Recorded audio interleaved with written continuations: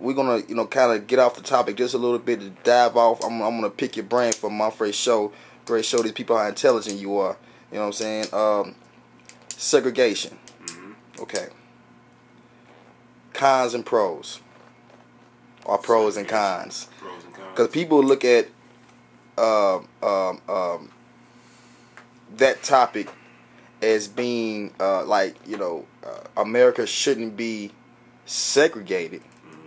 You know, but there is an advantage in establishing, creating, foundating a strong psychological awareness about self.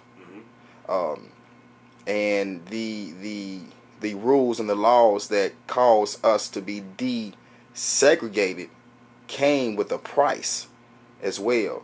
Right. And you have made a statement. You said you don't know where we dropped the ball at.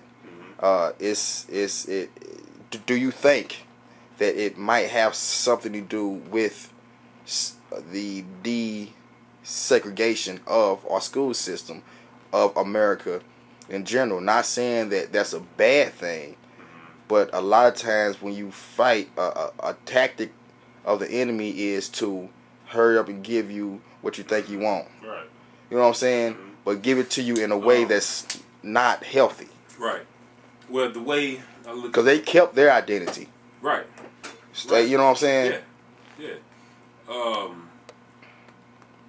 Desegregation. Or you know, you might not agree with just because I'm holding the camera. You might not agree with me. You know what I'm saying? Yeah. Just you know. I think the only good part about desegregation was the fact that, you know, the country was trying to move, or not the country, but, you know, our civil rights leaders were trying to move the people, of course, into a more inclusive society with all equal rights. But, you know, the thing about that is, when I think about schools in particular, let's just talk about that.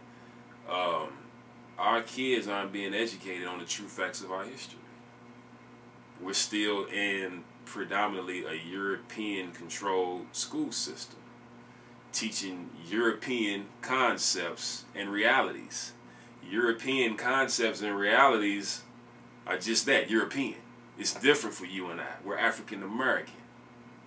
You know, and when I think about blacks growing up in the inner city, you know, you get off the bus stop in front of a liquor store. It's a group of cats a couple feet away selling drugs. You got another group of cats up the alley shooting dice. You got a couple dope fiends coming from different directions. The streets are lined with trash. Some of the housing is ran down and boarded up. You got another liquor store a couple blocks down. Then if you turn a corner, there's another liquor store and another group of cats selling dope. And then probably a gang too.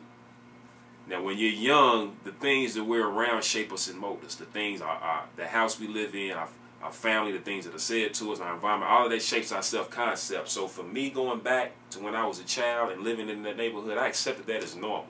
This is black life. So the little black dude from J-Town that went to school with me, now he was cool, but he wasn't like us because he got engaged in class. He spoke articulate. He was trying to do what was required of him as a student, whereas we rebelled against that. We rejected that because of where we came from and what was said about that.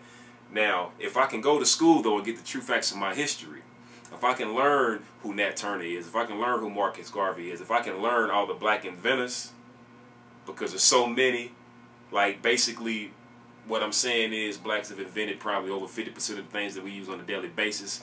If I'm able to learn about people other than Harriet Tubman and Martin Luther King on during Black History Month, year in, year out, but if I can learn that blacks built the pyramids, that blacks are possibly the first man on earth, if I can learn some things that are going to build my esteem, that are going to make me feel good about my people, that are going to basically just teach me the truth.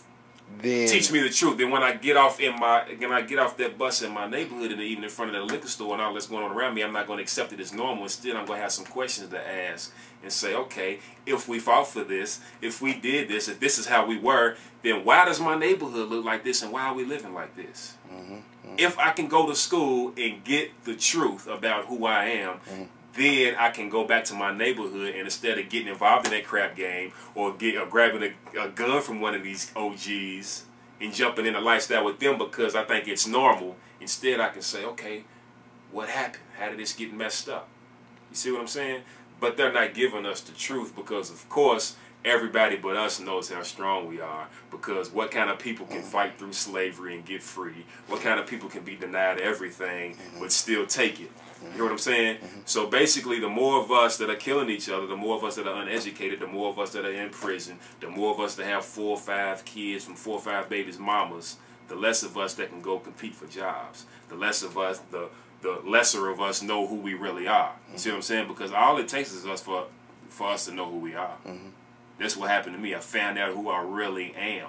And I got mad at myself for selling drugs. I got mad at myself for killing my people. I got mad at myself for sitting in the back of the class clowning.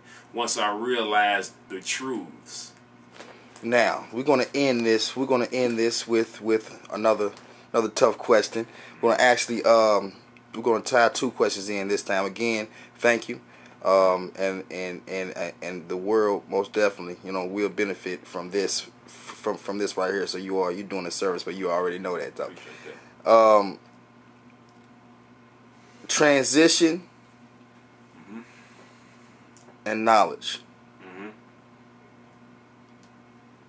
Do you remember not knowing that you had an influence or choice of whether or not to have that liquor store in your neighborhood?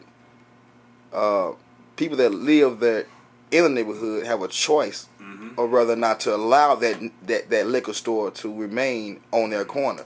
You got whole sections of Chicago they're called cold zones, meaning dry zones, meaning there's no alcohol store, no alcohol sold within a vicinity of like 15 mile, 15, 20 mile square up city block radius. That's a nice little chunk.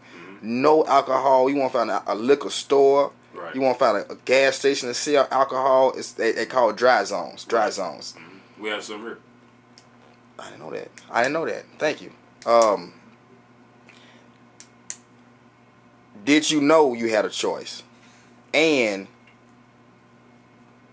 could you touch on the transition from, because remember, we're speaking about 2 worlds, from that old world to that new world, because you mentioned that that you learned some skills in that old world. And that being tough, you would have to be tough. Of course, you would have to be tough to do what you're doing right now. So really, it was actually really, on a spiritual level, there was a preparation preparing you for the man that you are today, and the man that God wants you to be in the future. So, knowledge. Did you know that you had a choice to have that liquor store or not inside your neighborhood?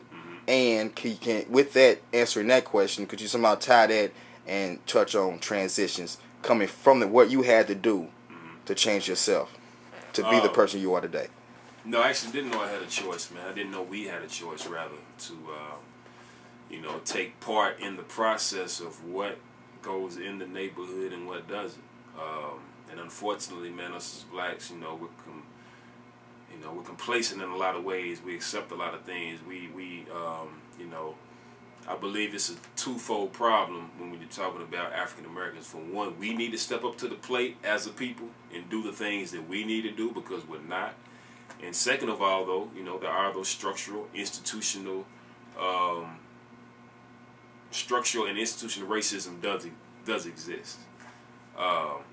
So, basically, man, no, I didn't know that we had a choice that goes back to us needing to be properly educated and informed about, various matters.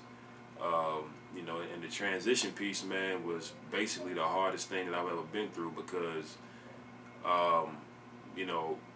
I bought into the concept of what black masculinity teaches. The way black masculinity is taught in the inner city, I bought into that. I was going to be a thug forever. I had 6 gold teeth in my mouth, permanent.